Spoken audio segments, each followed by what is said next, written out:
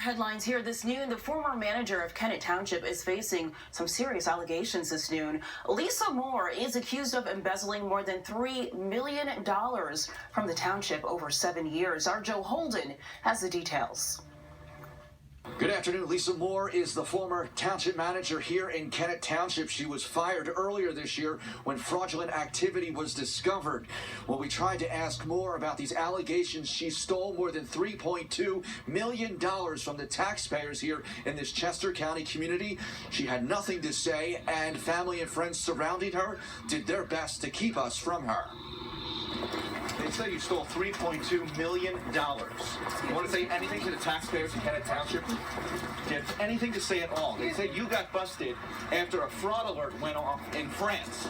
Arrest papers show Moore worked for the township for 20 years. She's been the manager here for the last several years. Prosecutors allege starting in 2013, she began her theft scheme. They say she stole money and then cooked the books to make it appear she had worked thousands more hours than she had in reality.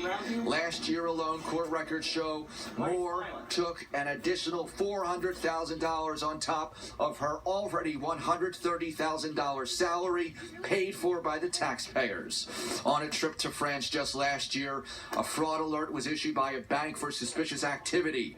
A township audit was launched, Moore was fired, and a criminal investigation began. Again, Moore offered no explanation about the money. Her lawyer also declined to comment on these allegations.